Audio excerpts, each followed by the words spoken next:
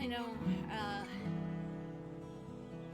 been crazy busy at TFF, and then, Club Crud, and then prep for the camping trip, the group camping trip we do this weekend. And so I've just been kind of all over the place. I wasn't even sure I was going to stream tonight, but I decided I needed a little me time, a little break. And so I'm going to do the break thing. And yeah, that's what I'm doing. And so let's play some Monster Loves You. And I don't know anything about this game. I just know it's got a little playtime and it looks fun and cute. And so let's go.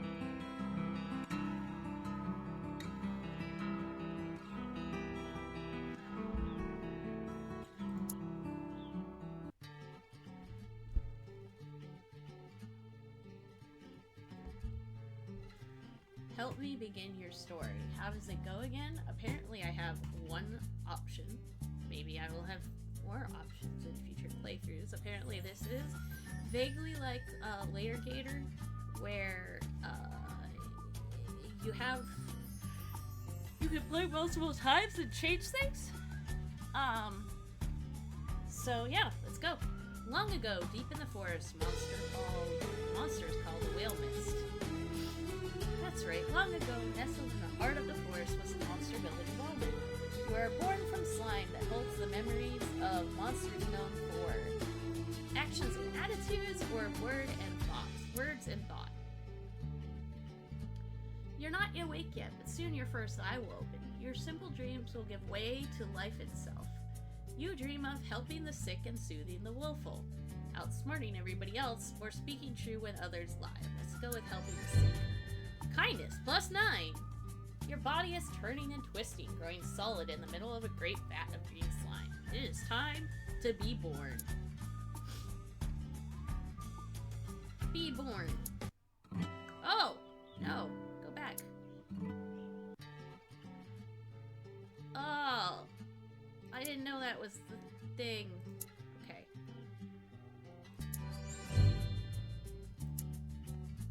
Okay.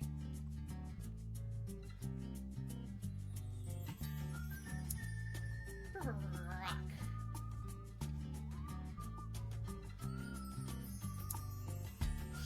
You awaken in the Syrian season when the sun shines strongly overhead. Ichigo Tamago. That's a good name.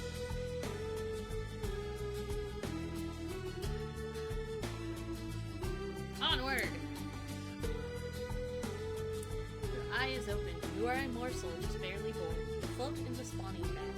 Dozens of other morsels are exploring, flailing, and stealing food from each other. Try to swim or just float a little longer. Another morsel swims towards you. It opens its mouth to show a set of small, sharp teeth. It bites you! Yay! Swim away from the toothy morsel. Or, what? This is intolerable. Stop that biting. You pause, unable to believe that another morsel is trying to eat you. After a moment, you snap out of it and start to move again. Resist it, kill it, or unite other morsels to repel the attack. Honesty +9. You speak, your words are simple, and some of the morsels understand you. They converge on the biter. This aggression will not stand. You tiny, slimy flotilla frightens the bad morsel away. It retreats to the far end of the spawning vat. Patrol the vat and look for more trouble. Splash! Flutter! Splish! Squeak! Another morsel is too weak to swim properly. It's sinking towards the bottom of the spawning vat. Ignore it and swim on. Too bad, but these things happen. Oh no, that's terrible! You feel a deep sense of injustice at the smaller morsel's impending demise. If only you could do something about it. Do something about it! You swim to the morsel, determined to act. Get under the morsel and push it up, or try to think of something. As you push up, the morsel's dead weight forces you down. Your legs come to rest against the bottom of the spawning vat, where they begin to squish. Keep pushing, you're not giving up. Your feet are breaking up among the solid clumps on the floor of the vat. Uh-oh, still not giving up. Bravery +9! Your legs are gone now, but you stretch your arms and body, changing your slimy shape to hold the other morsel up to the surface of the slime. Morsel out of danger? Yes. Don't grieve, it's logical. The needs of any one monster are as important. Your body dissolves as you push one last time. The other morsel breaks apart, as any other. The two dissolving morsels reach for each other. They come together in a single mass, a new morsel. You two are, and always will be, one. You have grown too big for the spawning vat. You must move on to the next stage of life and become a monsterling. Got any advice? You are going to get into some trouble, which is great. Exercise your bravery, cleverness, ferocity, kindness, and honesty. What kind of monster will you be? Hey you, how you doing? Indeed, to the Brood Cave and adventure.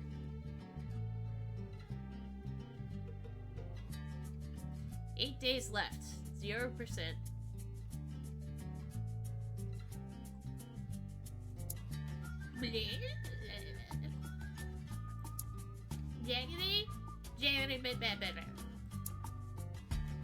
Choose your adventure.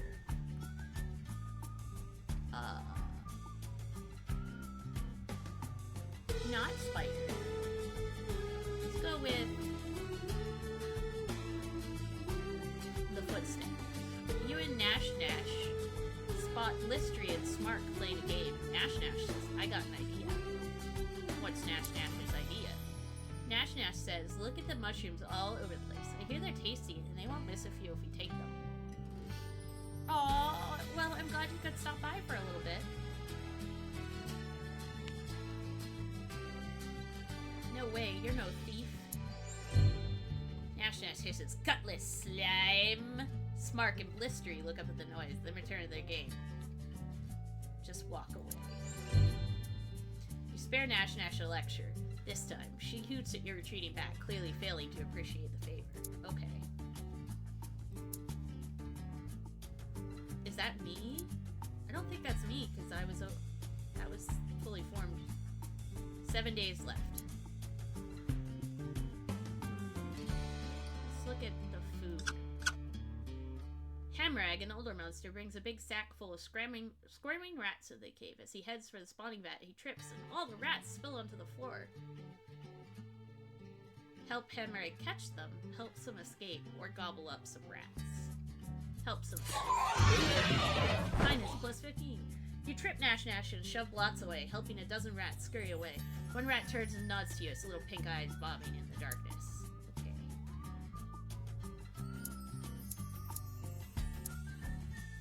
6 days left. Smiley face. Nash and Godclaws are racing to the ceiling of the cave. You've already climbed way up when Godclaws invites you to join them. You don't see a good way up, though. Look at the paths they took to copy them. Just face up to it. Admit you aren't much of a climber. Make a fair effort, but stop before you get hurt.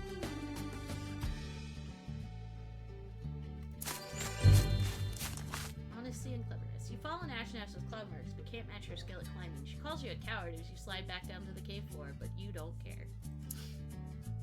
I mean, honestly, I'm not valuing Nash's opinion super strongly right now. Smark sits quietly by himself in the furthest, darkest corner of the cave. He's slumped and deflated, like a float pod missing half the gas inside. His eyes brims with slimy tears. His eye brims with slimy tears. He has 2 eyes, clearly. Ask him what's wrong, hug him, console him, or leave him be. Hugging, consoling. You sit down next to Smark, spread the claws, and give him a quiet hug. He sits very still and leans into you and returns the hug. You both sit there for a while. You are halfway towards leaving, becoming an adolescent. Firm up your personality as much as you can. Okay.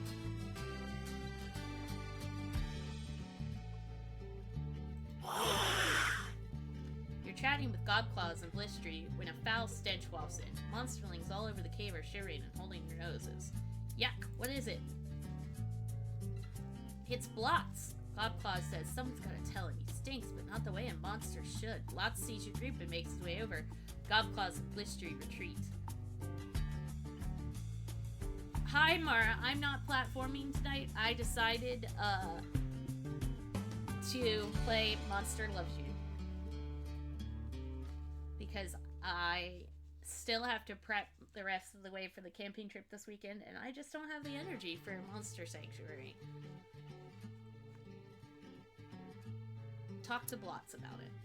You spread your claws in a friendly way, and Blotz sits next to you. Blotz pouts. Why'd they run away? Tell him a small lie. He's fragile. Make up a clever story to help him. You begin to tell the story of the cleanest monster, a shining paragon of hygiene and delightful scents. You can almost hear the sounds of bathing. Blotz is enraptured by the story. Keep going. You end with, but I only made up the cleaning monster, who is not you. You stink, Blotz. We need to wash you. And you do. Problem solved.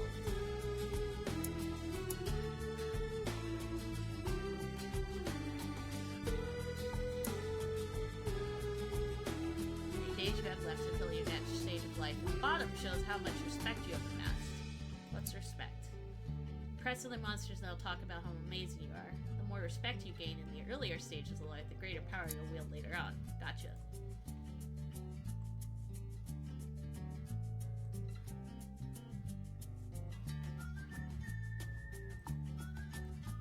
Hold on. Gotta make this slightly smaller because I can't see the whole screen.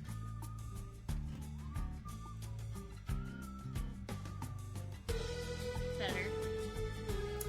Bravery is your capacity to overcome fear and intimidation. One demonstrates bravery through courageous action. Bravery score is 9 out of 10. Cleverness, wit, brain. It's how strong your mind is and how well you can suss out non-violent solutions to problems. Your cleverness score is 24 out of 100. Sometimes you need to be cool. Can you bring yourself to tear a wolf apart with your claws to show you're a monster? How about its cubs? Your ferocity score is 0 out of 10. Honesty. Honest monsters are known for their truthfulness, loyalty, and commitment to justice. If you're known for honesty, others will trust you more. Your honesty score is 33 out of 100.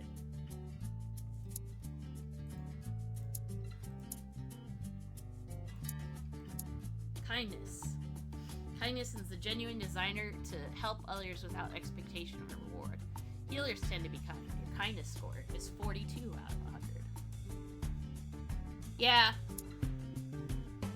Basically, I just was feeling something kind of chill.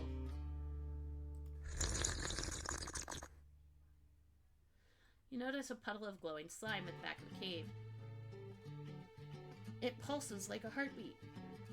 Blotz shoves you towards it, daring you to eat it. Don't be a human baby. Shove Blotz up and eat it. Blotz should have this. Get away from Blotz and the slime.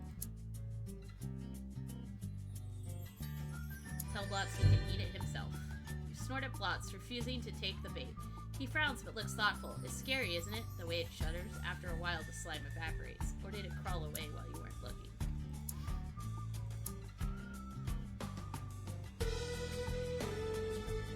Some monsterlings gather at the cave entrance to watch the sunrise. Suddenly, a tall figure appears from the bushes. Its shadow stretches towards you like a knife. What is it? It's so big, bigger than 6 monsterlings, and so tall and thin, walking on 2 legs. Blistery squeaks. It's a human! Oh no! Most of the monsterlings flee into the cave, but Weemy trips and his ankle goes crack. The tall creature starts to sound and walks towards you with long strides. Run back into the cave with everyone else. You need an adult. Stay and help Weemy. There's always something you can do. You stand over Weemy. He's small enough to carry, but there might not be time. The quick footsteps are getting closer and the shadow is upon you. Gulp. Pick up Weemy and carry him inside. My cleverness is -1, but I got kindness and bravery. You made it! The footsteps come closer. Closer.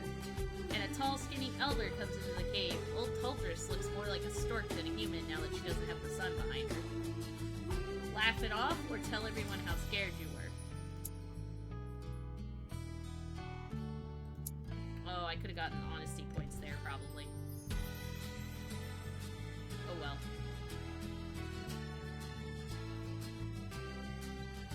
Gobclaws pulls you into a side tunnel. Aw, okay, Mara. Have a good night. There's something under there, she says, pointing to a huge pile of bat guano. Will you help me dig it out? Sure. Help Dogclaws dig in the guano. Yuck, that's poop. Refuse to dig in the poop. My cleverness is -1. Gobclaws starts digging on the left, and you dig on the right. She's right. There's something solid under all this poop. Dig deeper, get stinky, and beat Glopclaws to the whatever it is. Dig along with Glopclaws, working together in perfect harmony. The two of you uncover plenty of animal skulls, way too big for them to have been eaten by bats. Perhaps a family of badgers was sleeping here? And then thousands of bats all had to poop at the same time? Yeah, that's probably it. Glopclaws seems disappointed that she didn't find anything more interesting, but it was still a good day's digging practice. Okay.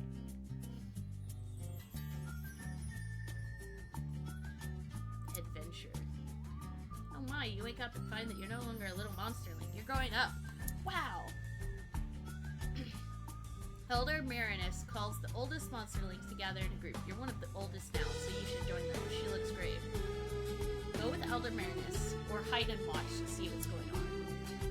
Marinus shuffles down the long tunnel, turning this way and that among dozens of forked passages. Marinus stops in a warm, humid chamber with a pit on the floor. She points to the pit, which seethes with thick mist. Jump right in, wait for her to make you go. You fall, and fall some more, and fall, you're falling, and other monsterlings are falling? Yes, some of them are crying, and you can't see through the mist? Or is it fog? Maybe clouds? Moans and groans and whispering screams. Where is this? It must be somewhere. You land on smooth, flat stone. Despite the swirling vapor, the floor is as dry as bone. You hear other monsterlings breathing nearby. Some of them are still above you, still falling. Try to cushion the fall for another monsterling, or get out of the way.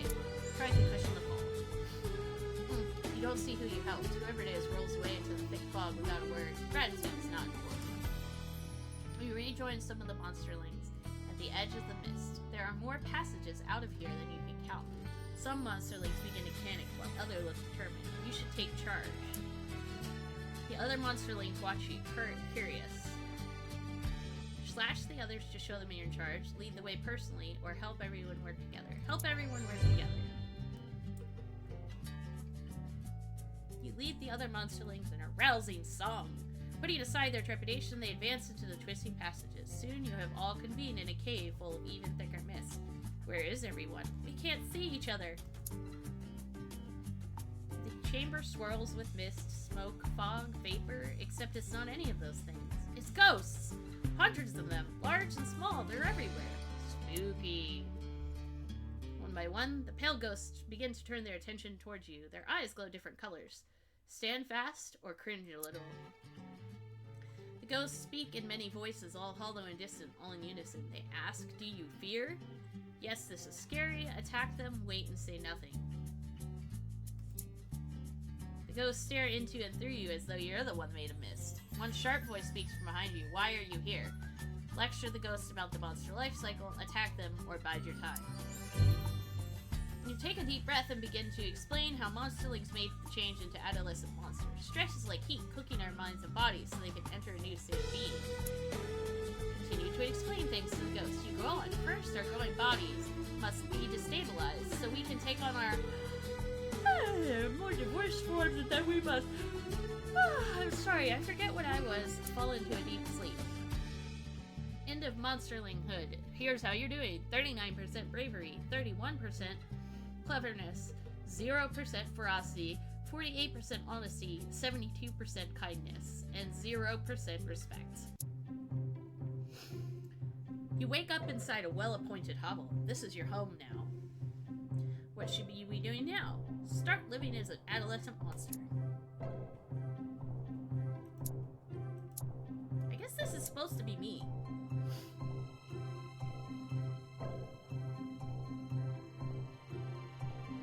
Digimon games. Turn the knob. Enter the big bad world. Adventure in town.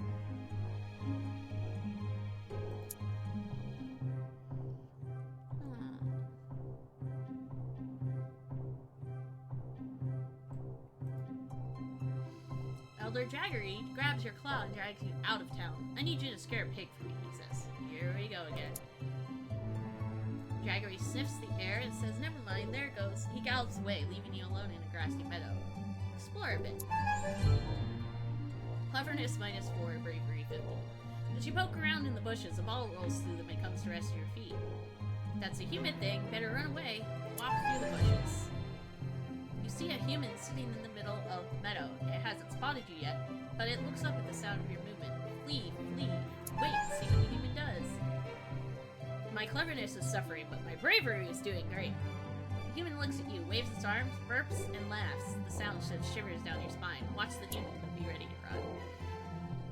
A human still sitting points at the bushes behind you. It makes a sound. It seems to be very young, no more than a monsterling, or even a morsel.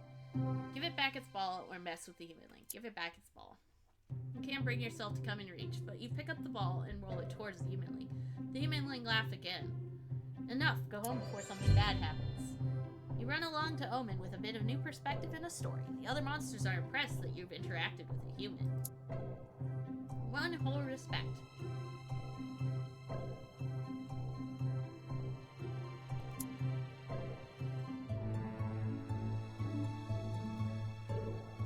You're heading home with a dead rabbit you found. Suddenly, a fox appears. He sidles up and asks, "Are you gonna eat all of that?" Examine the fox. You're clearly no ordinary fox. Hand over the whole rabbit. Share the rabbit with the fox. Make him watch you eat it. Share the rabbit.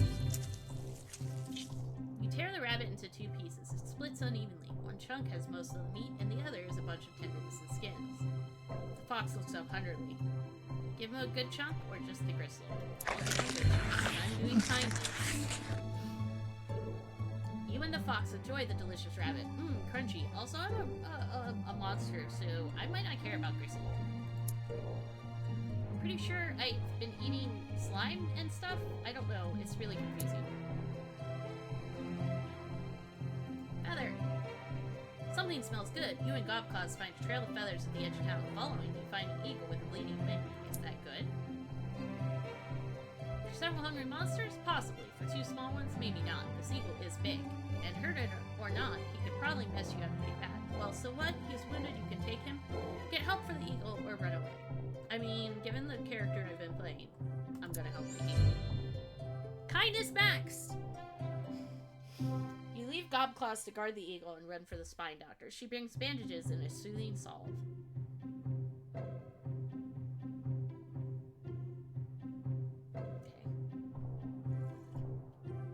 Gonna get some hydration. Gonna use some of my lip stuff because my lips are getting chapped from what was talking. Help the spine doctor tend to the eagle. The spine doctor works quickly and soon the bird can fly again. The doctor says he will need to rest for some time as soon as he returns to his nest. Okay.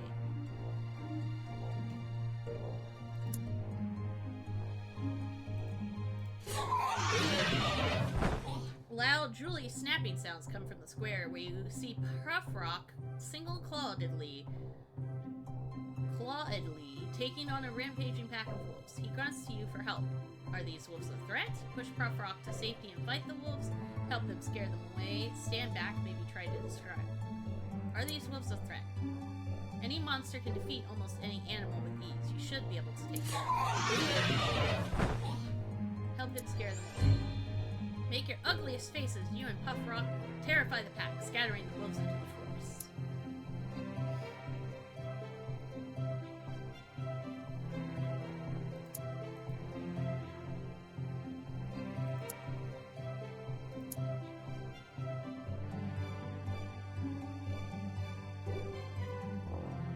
You see Jaggery in a haze of fuzzy, angry yellow bees. It looks like he stole a beehive off a tree and took it home. You can see why. Honey is irresistible after all. Jaggery motions for you to help him.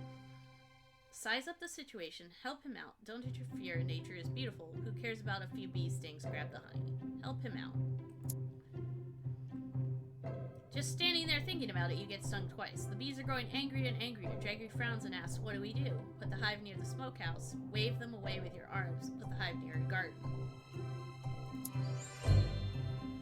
Many of the bees calm down and leave to check out the flowers. You and Jaggery swat at the rest while you eat yum.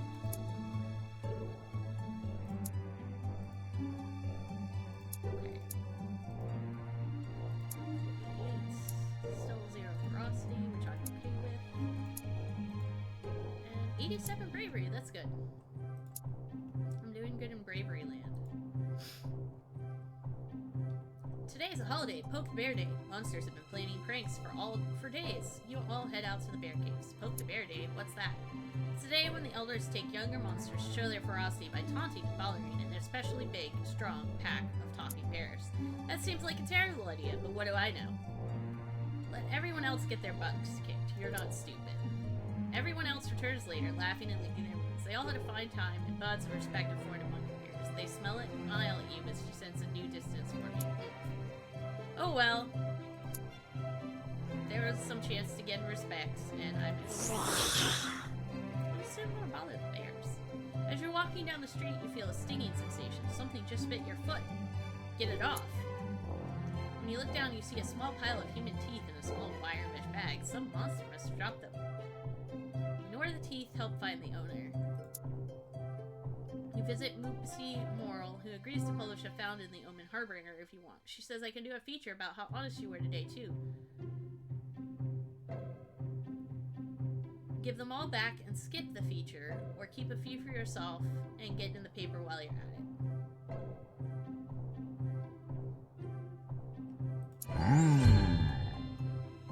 When he sees the ad in the paper, Hammerite comes and gets his teeth back. You don't step up and take credit, but Moopsie whispers something to Hammerite, who looks at you with dawning respect. After the rain, the last puddles linger. Looking into one, you see hundreds of tiny wriggling bugs. Splash in the puddle, eat the little bugs, and look at the little bugs. The tiny bugs come to the surface of the puddle, breathe a little air, and then swim down again. They don't seem to be fighting each other. Study the little bugs closely. You think they're probably baby mosquitoes. The puddle will probably be gone before they can grow up and escape it. That's kind of sad. Even as you stand there looking down at it, the puddle is slowly shrinking. Blistrice joins you, look down at the bugs, and say, "Hey, a stack!" No, eat the bugs yourself. Lecture Blistrice on the life cycle of mosquitoes. Other monsters stop and listen as you compare the baby mosquitoes to morsels swimming in spawning vat. You explain that mosquitoes take on another form as they leave the water, much like the monsterling coming out of the brood cave. You begin listing differences between mosquitoes and monsters, but the crowd has wandered away now. Your moment in the spotlight was over.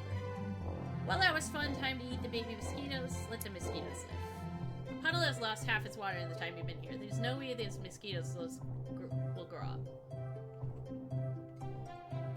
Try to save some... You look around for an idea. There must be some way to save the mosquitoes, but what? You grab a jar from your hovel, dump it out, and scoop up as much of the puddle as you can. It sits around your cage and table for a while, and now you have a pet mosquito. The mosquito flies around and around you, then settles down and sucks a little blood from your hide. Isn't she cute? Name the mosquito Buzzy, or name the mosquito something else. Monsters are not especially good at naming things. You scrub your face and concentrate as hard as you can. Mosquito it is! I now have a pet mosquito named Mosquito. Adolescence is fleeting. You have grown beyond youth and have become an adult. You have been dragged from your bed by friends and neighbors. Trying to sleep here, fight them. What, who, the, where, why now? They tell you it's time to grow up. You're taken into the woods. The neighbors throw you into the center of a great circle of monsters, all older than you. They whisper to each other, then look at you, then whisper some more. Get on, getting on. The monsters murmur and mutter, spit and snarl. They're deciding what best defines you as a monster. Wait patiently, yell at them to hurry up, or take a nap. Wait patiently. After a while, the muttering stops, though the murmuring goes on for some time longer. Finally, the assembled monsters come to a decision. Well, what is it? The ring of monsters shuffles closer to you, forming a tighter circle. Elders loom over you while the smaller adults crouch low. Your surroundings go shadowy and dark. Do your part in the ceremony of adulation.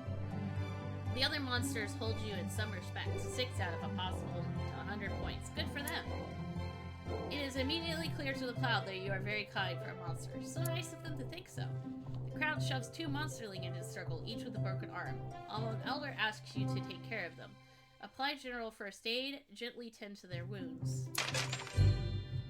Yes, you croon and pet the monsterlings until they grow drowsy, then splint their damaged limbs in silence. They leave quietly, feeling much better. Everyone cheers, accept the respect, and move on. 87% bravery, 64% cleverness, 63% honesty, 100% kindness, and 11% respect. You're an adult now. You'll grow stronger over time, but your personality is no longer as mutable as it was when you were young. Onward to adulthood. Politic with monsters. Explore the whale mist.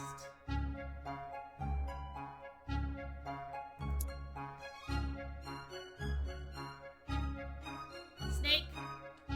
You take the lead on a hunt in the whale mist, but you've become separated from the group. Suddenly you catch sight of something. There! Where? Within that thicket, rumor has it that an especially large, clever snake tricked an Ashgash, biting her and made her sick for days. And it's right there, waiting, watching. Call everyone and get out of here. You've beaten and eaten snakes before. Time to eat another. You slowly creep up, sharpening your claws. Suddenly you stop. The print in the dirt is clearly from Ashgash's foot, and that's definitely dried monster blood around it. Use yourself as bait, lure the crafty serpent into a trap so it can't bite you. You perch on a branch above a crude snare and beat two rocks together to attract the snake's attention.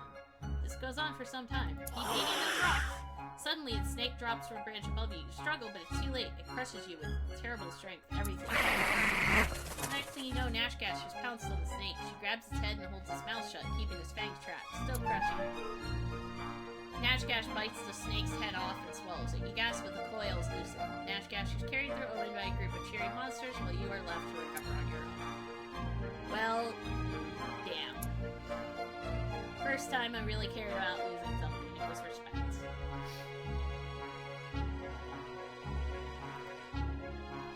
Spine Doctor has asked you to catch a special fox. It limps and it coughs. I need it quickly, if at all. Why does she need this? Spine Doctor swats you with one prickly thing. There's no time for questions. Get the fox or don't.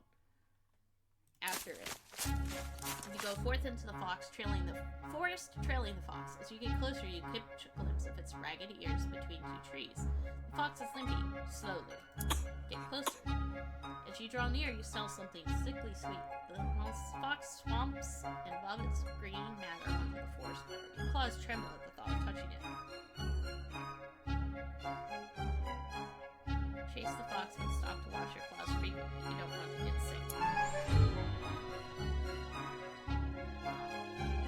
Unfortunately, the fox easily loses you in the whale mist while you're washing your claws in the stream. You're not absolutely sure it was there at all. Could you have just seen it earlier? Fuck.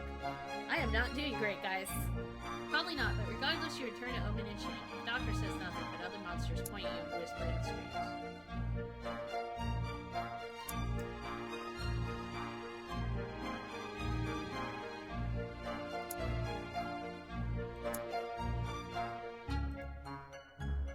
You find a red hood and basket in the middle of the forest path, and a human house is nearby. Funny, you never noticed it before. There's a white picket fence out front. Creepy, stay away. Circle the pretty little house. Take the hood and basket home. There's a great deal of blood in the yard, along with a half-dead wolf coughing weakly. Ask the wolf what happened.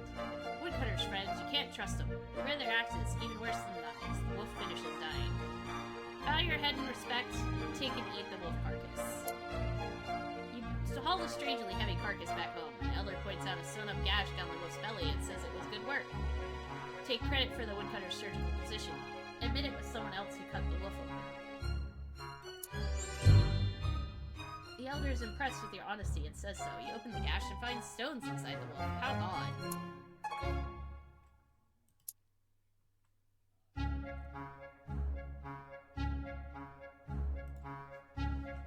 As you explore the whale mist, you notice that the air smells faintly of gingery bread. There, ahead, there's a flock of very fat birds pecking a trail of crumbs that winds through the trees. Fill the trail with birds and crumbs, chase the birds away, or try the crumbs. It leads along twisting paths you never knew existed. Deep in the forest, you come across a rickety human house which smells of baked goods. You hear human speech. Two children are battling nearby. You examine the children, wait for the children to leave the baked house, eat one of the children when we get a chance like this again. Humans are pretty dangerous. Leave it alone. Examine the children. The human children look tired and very thin, but their bellies bulge as though they just eaten a huge meal. They're so weak that you don't fear for your life being so close. It leads. Wait for the children to eat one of the children. Smoke begins to pour from the windows of the house. The children flee deeper into the forest laughing. As flames rise to engulf the whole house, you hear an adult human screaming inside.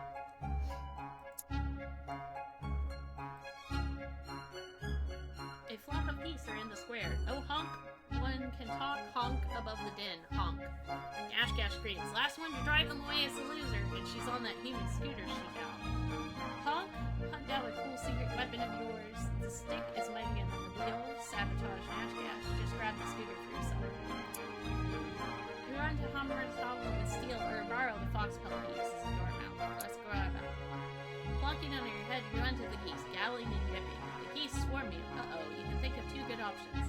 Out honk the geese, fury and fear unite attack. Out honk the geese! You honk so loudly the geese think you to be the boss goose and follow you to the nearest pond. Nash Gash accepts the loss and scoots off. Hey Josh, I see you lurking there.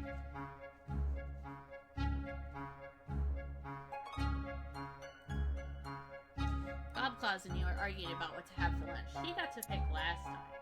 Suddenly, your favorite food flies down from the sky and perches within arm reach. The magpie chirps, have either of you seen a cornfield around here? Your stomach growls. It's tough, but help the bird. Scream and flee. Why was that bird talking? Your gritted teeth and a sheen of sweat, you coolly tell the bird where to find a human cornfield. After it flies off, Gobclaws asks why you did it. Explain that one should help anyone who asks, so the favor might be passed along, because it will be tastier someday when it's eaten lots of people. She nods at you. Sage thought, someday I might need help and that magpie could give it. We still need a real meal.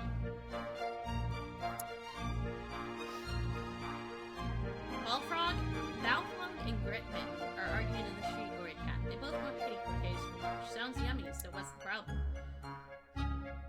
Balfrog says he caught the cat, but Gritman says it was in his larder before it got out. Both monsters turn to you as a neutral party to decide. Finders, eaters, cat is Balfrog's. Try to make everyone happy. Balfrog holds the cat close, stroking it absently. The cat mews and rubs his head against his chin with gripper.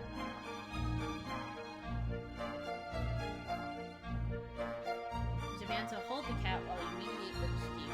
Ask Balfrog if just this one sharing is on the table along with the cat. You are able to persuade Balfrog to give Gritman the cat's tail, so that's something. Gritman thanks you for your intercession.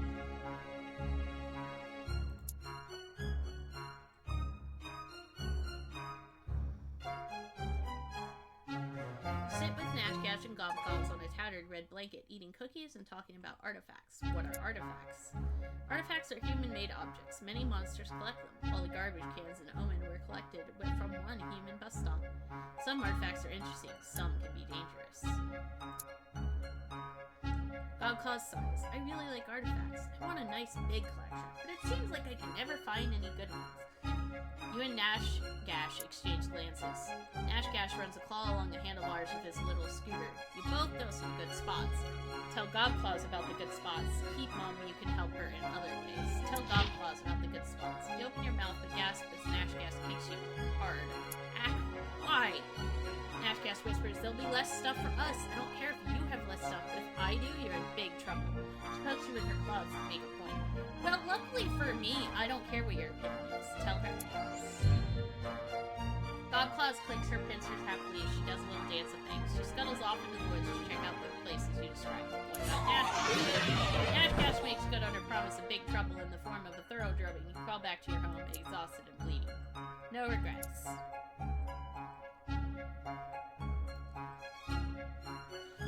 Show your newest collection of human artifacts to your neighbors. They seem suitably impressed and listen in. Say more. The truth is you just found them in the woods, but everyone seems so interested it would be a shame to let them down. Monsters do love a good story, so you could stretch the truth. Lie big, tell them you trick a human. Just a little lie to keep things interesting. Tell the straight truth. I'm going honesty. Honesty max! By the time you're halfway done with the tale, your peaceful walk back to Omer with the artifacts. Hamburg is asleep and everyone else had gone home. At least you were true to yourself.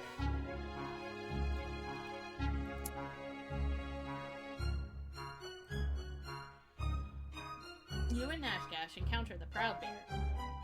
This is both an honor and a problem. The Proud Bear has killed monsters, something rare in the animal kingdom. He stares at you. Consider the bear. Formulate a plan of attack. Nod cordially and leave. Flee, leaving Nashgash behind. Consider the bear. The bear is so potent that it deserves capital letters when being referred to. He shines from within, radiating a light visible to the eye but plain to the heart.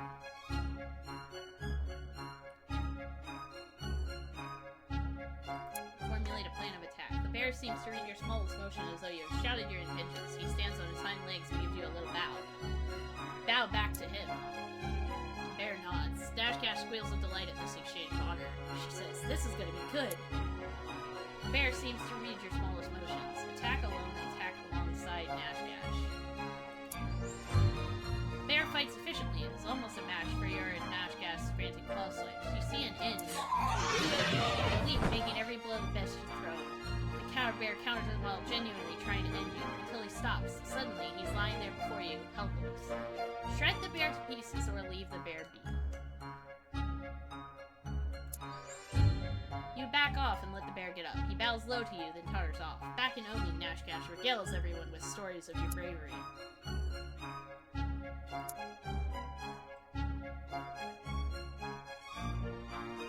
You and Gobclaws come across an ant and a grasshopper, both locked in mortal combat. Each is biting the other's back leg. Get involved in this ugly battle. As you reach for the bugs, Gobclaw holds you back. Isn't there a legend about bugs and wheat? Maybe we should be careful. Accept this timid advice and don't interfere. Silly Gobclaws monsters fear no such things. Go ahead and interfere. Bravery next. You shrug off Gobclaws and get back to what you're doing. Separate the ant and the grasshopper, then eat them. Divide the wheat between them. Get a really close look. Oh. I should have divided the wheat. Come upon a scene of hundreds of frogs all gathered on a stream bank. They're ribbiting back and forth in what is clearly a debate of some kind, watched by a stork. What are they arguing over? Eat the stork, don't waste your time. Half the frogs surround the log as though it is their leader. The other half are huddled at the feet of the somewhat bemused stork. What do frogs think of monsters? Frogs are afraid of anything bigger than them, which includes every monster ever, and every monster ever includes you. Oh right, they're fraidy frogs. Stork looks delicious, grab it and have a snack, wait, listen, talk to them. Wait, listen. Try as you might, can't translate their croaks into intelligible language, but they do start jumping up and down on the log. The stork takes a long step and impales 3 frogs on its beak. It throws his head back, tossing the frogs in the air, and saps them up. Blech. As the other frogs flee, the bird devours several more of the slowest. Might as well eat the stork! Well, I gained ferocity, finally. A pack of monsters set out to capture the honey bees, a special swarm that carries its hive along with it in small pieces. The sweet odor of rich honey is everywhere along the forward trail. Blue Street says, "Me first. I'm not sharing either. It's every monster for herself today." Nashgash mods and flexes her claws as everyone splits up. Lurk where the swarm is likely to pass the house. Plunge into the heart of the largest part of the swarm. Grab a honeycomb, but only if it's safe to do so. You take a nap in the shadow of a thicket of trees. Awakened by the approach of buzzing wings, you jump into the swarm and escape with a delicious honeycomb.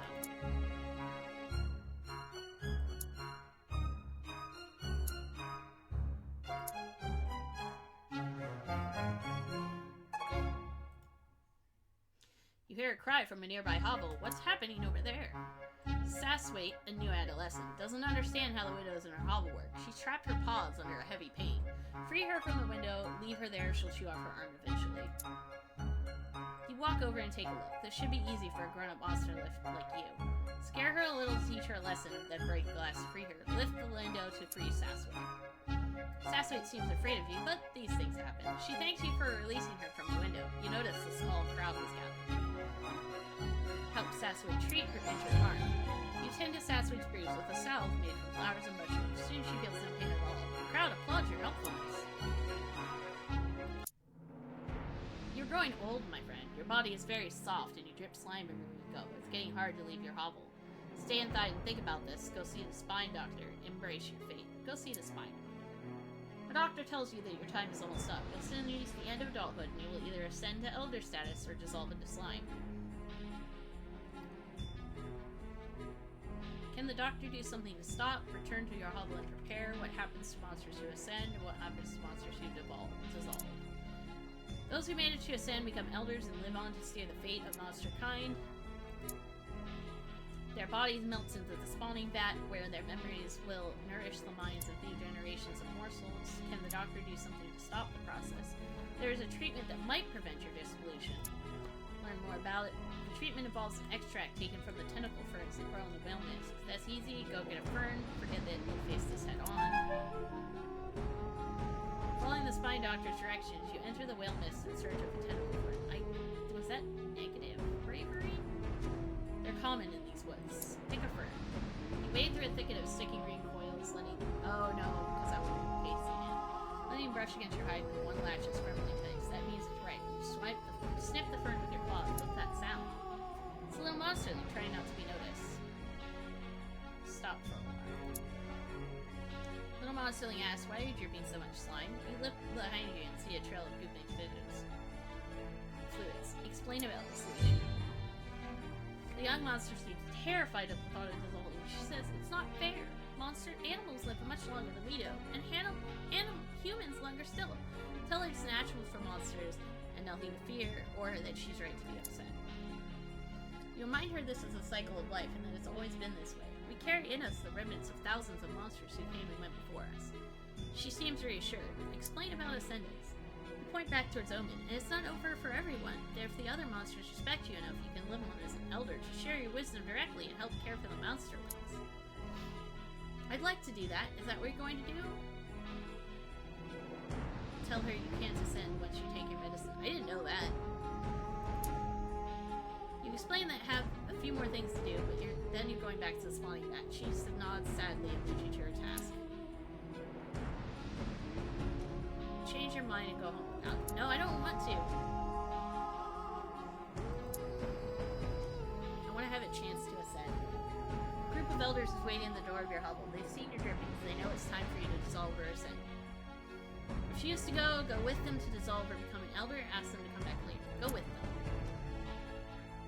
The elders of Omen surround you at the spawning vat. They built a fire beneath a small cauldron. Your body is squishy and damp. Examine the cauldron, be tested, try to ascend to elder status, dissolve, become spawning blood. Last chance to run, flee into the wilderness. Examine the cauldron. The rusty iron cauldron smells like electrical fluids and herbs from the whale mist. It's empty now, but soon it will hold blood and slime from many monsters. Be tested, try to ascend to elder status. A masked elder comes forward. She says it's time to decide. All the elders growl and snarl. The masked elder claws herself. 3 drops of liquid spatter against the hot bottom of the empty cauldron. Hi, Jeff! How are you? I'm playing Monster Loves You. It's a game where you play a monster and you can decide what the monster is like.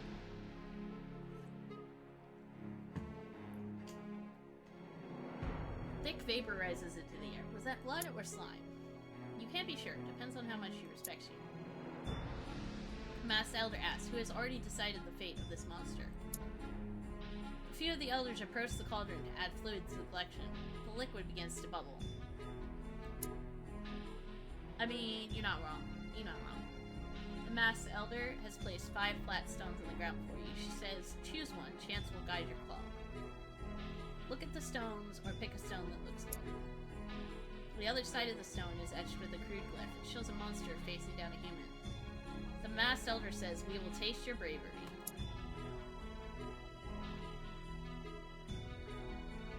Staying near the fire requires high bravery. Dance through it. 50% chance you will die.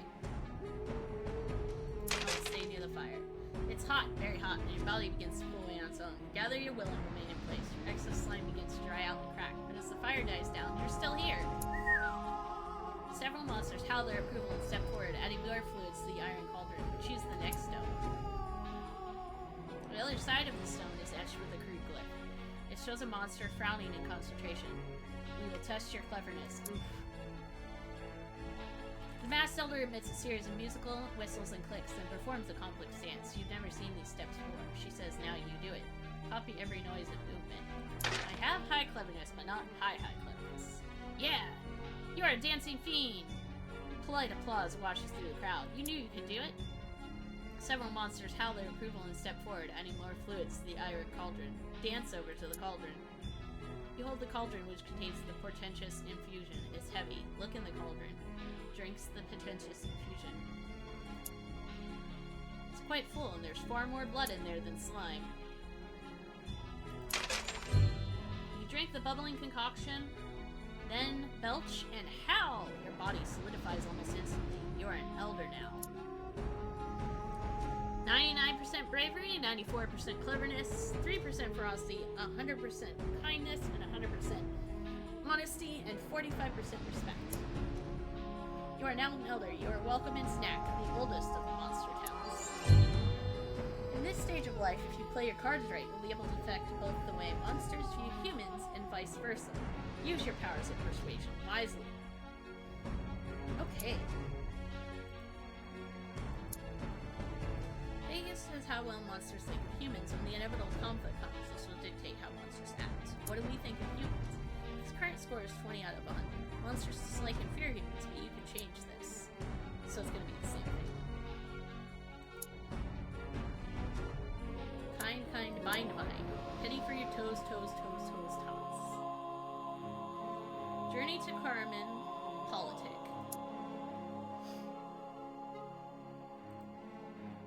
You are hiding in a shiny wood building. Two humans are holding hands in front of another human. Aha! He makes a lot of noise about a witness. The other two look around, disappointed at the empty room. Put your hat over the head and offer to be a witness. Quietly seek out another human to be a witness. You sneak into the yard outside where another human is guarding. You make polite coughing noises until he puts the hose down to come look. He follows you towards the room with the other humans. He pauses and looks down at his filthy guarding clothes. The nice clean floor. Get him to help. You reach up to pat the human on the back and make reassuring noises. He's hesitant, but then nods and kicks his boots off. His socked feet make no sounds as he approaches the other human's fair witness. As you leave, he winks at you. That is great. The extra human doffs his hat and stands patiently while the others talk and kiss. Everyone is happy, and you made it happen. I could have done it probably with bravery, but my kindness is maxed, so. You're splashing through rain gutters when you spy a human on the steps below. She snuffles and sobs into a tissue. A crumpled letter lies beside her. Help the human. You slide down a gutter and squat beside the human. She squeaks, then holds very still when you don't attack her. Okay, or leave the human alone. Finally, she says, "You want to know why I'm crying? My parents say I must marry Ernst, but I do not love him. I just wish he'd go away. Help her, no matter how dangerous they may be. Offer to harmlessly scare him away. I have no ferocity, so I can't do that. Devour her. I'm going to help her." She blinks away her tears and starts to laugh, then sees that you're serious. She takes your claw in her hand and you go inside. Yes? Where two older humans interrupt their dinner to scream and jump away from you. Great! Well, the gun is half done. The older humans calm themselves and listen to her for, you suppose, the first time. They agree to reconsider the wedding. The younger human smiles and squeezes you, not trying to choke you, just to show how much she appreciates your help. Okay, so I should have gone with the bravery, because that would have been a better human benefit.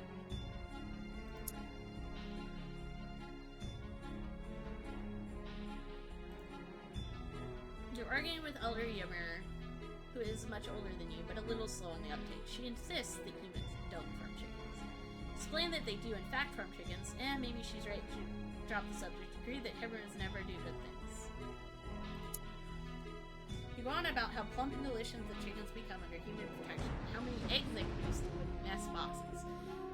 Merg rolls her eyes unimpressed. Shows that she's too cowardly to have seen the farms up close and do not have ferocity. Bring back a chicken from a farm is proof. Fire bravery. You have no trouble getting onto a farm. You return with the chicken, show fat and looks like a feather balloon. Show off the chicken. Impressed, Merg accepts the chicken and takes a bite. Another elder says maybe the humans do have some redeeming qualities.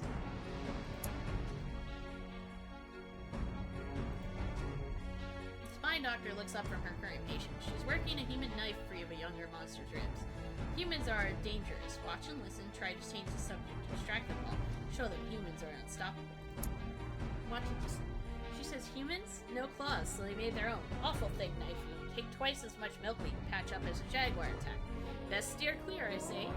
Show them that your claws are as sharp as any knife. or explain how they're not all about fighting. Success! That scary knife you explain is used to spread jam on butter. Real knives are much worse. The spy doctor nods, a little shocked.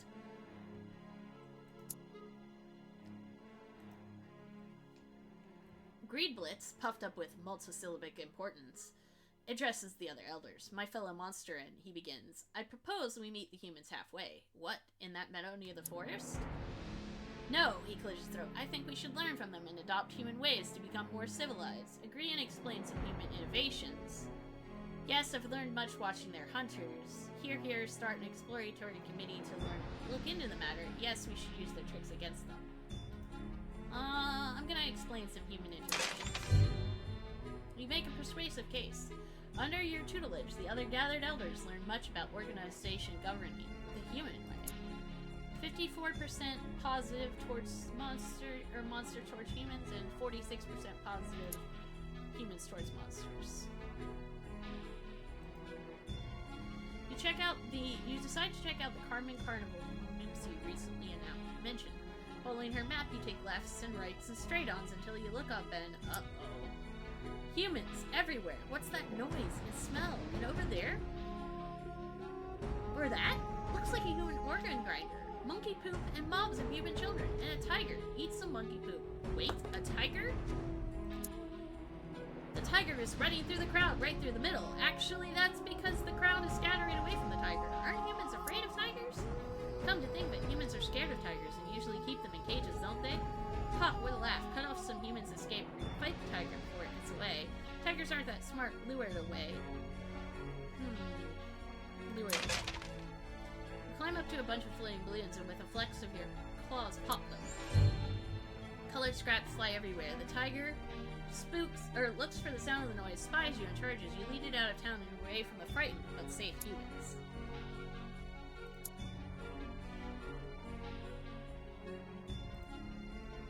You watch an elderly human try to fix his house.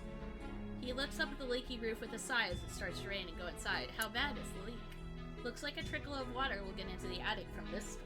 It might do some damage to the human's house. He also left his tools out. Steer clear is too dangerous. Brave the rain and danger to repair the roof requires bravery. ... bravery? Kindly protect his tools from the rain requires kindness. It's only letting in some of the rain. Fix it.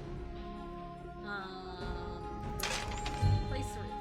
Success! The human hears hammering above. He emerges just as you leap away. The repair is finished.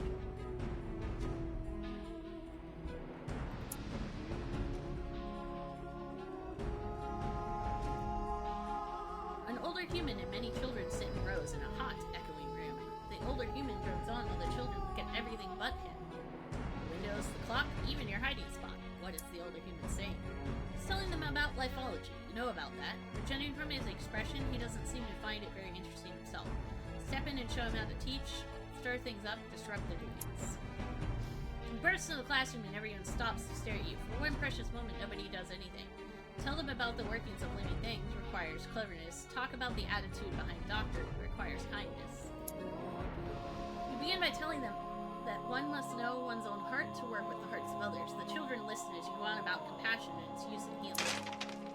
You explain how kindness is the only real virtue, the origin of all others, and by that time the class is over, you hopeful that some of the children will go on to become doctors. Score. You leave, surrounded by thankful humans.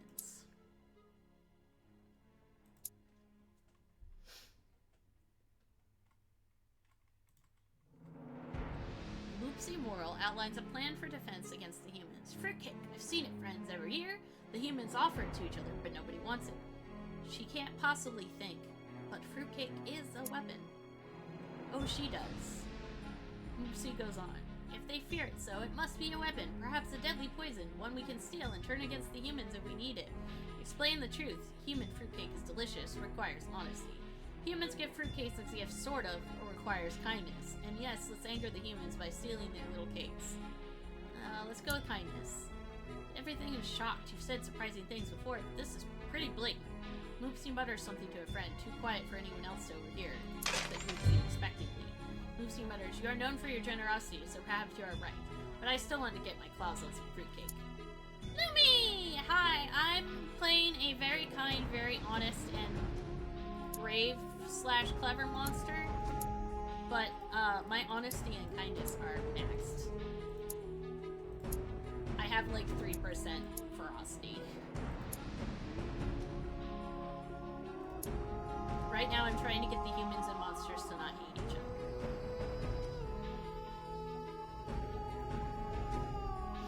Your fellow elders debate. Are humans more dangerous now? Is it time to reveal ourselves, or is it to take return? The air grows still, birds stop singing, the silence is reverential. You turn to see the oldest monster sitting on a hovel roof, dwarfing you. It's watching you. Eek. The oldest monster tilts its huge heads and raises one of its 3 scaly eyebrows. Admit fear, but insist you must learn more. The best humans, like monsters, are fearless, require bravery. Admit it, humans are the biggest threat to monster kind.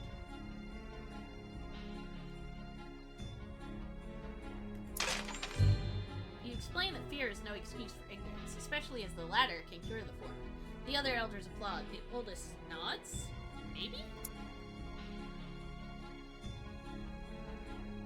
Okay, we've got 80-80. 4 days left. Wish me luck. Hope I don't fuck up is the important. The docks are fun. They smell like home. You're snapping on a fish net when you overhear a human talking. Where have they all gone? If there's no fish, this fisherman is done for. Are the fish hiding from the humans? Maybe they are, then again, they're fish.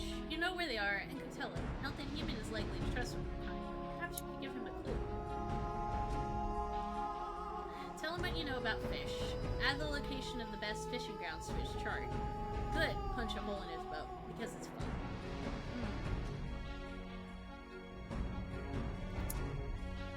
You stand on the wheelhouse reef and clear your throat. As the fisherman notice you, you point grandly in the direction of the inlet where the fish spawn. He nods slowly. Swimmy swim gestures. The fisherman looks in the direction you indicated. You explain that you know the waters, and the human seems intrigued. The fisherman seems doubtful at first, but you manage to make him believe you. He soon sets off for the fish-rich inlet.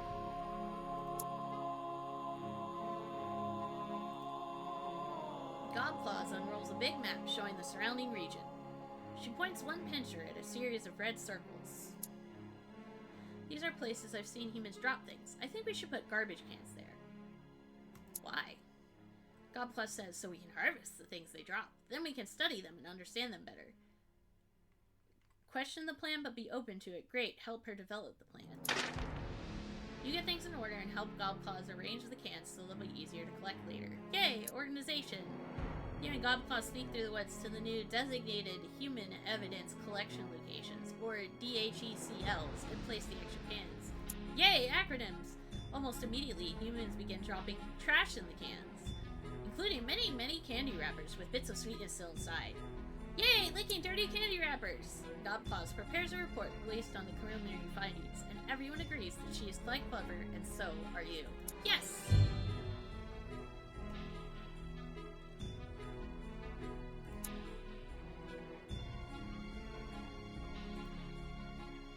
You're just concluding a thrilling speech to the other elders. Finally, something goes smoothly. Snork, snark, ark, ark. What in snack is that noise?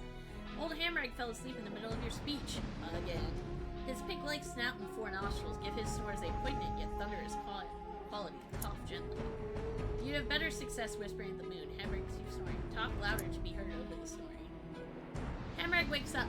He looks around and says, you know, humans are pretty nasty. They sharpen rocks and cut things with them. Also, they kill each other all the time. Explain that humans don't do that anymore. Requires honesty. Establish authority by fighting Hamrag. Requires ferocity, which I have 0. Agree with Hamrag that humans are primitive creatures. You remind everyone that Hamrag's information is far out of date. Humans forward and dies now, and they only rarely kill each other. The old snouter says, suppose you're right. Alright, let's try and get that last 2%.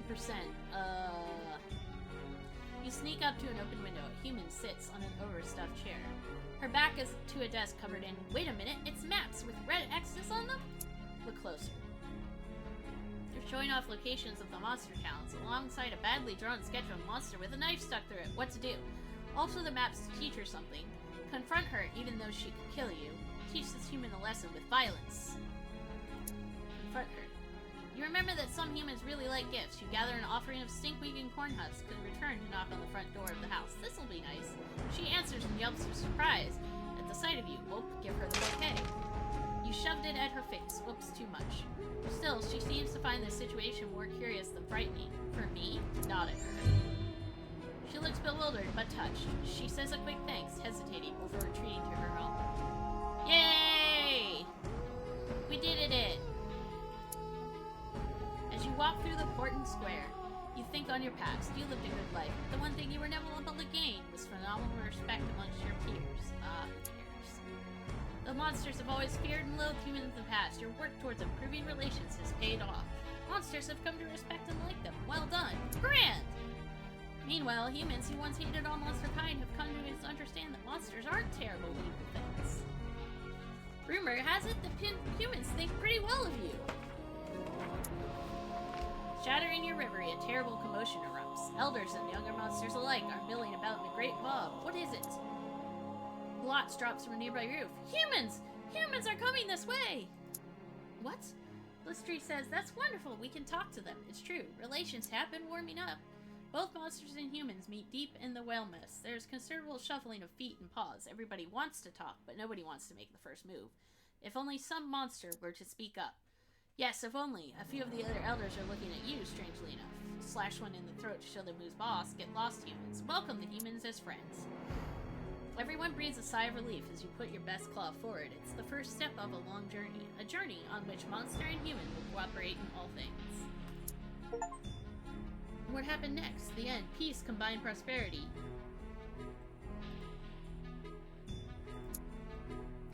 And so, the monsters and humans worked, lived, and played together for many happy generations to come. Hooray for the future! Yup.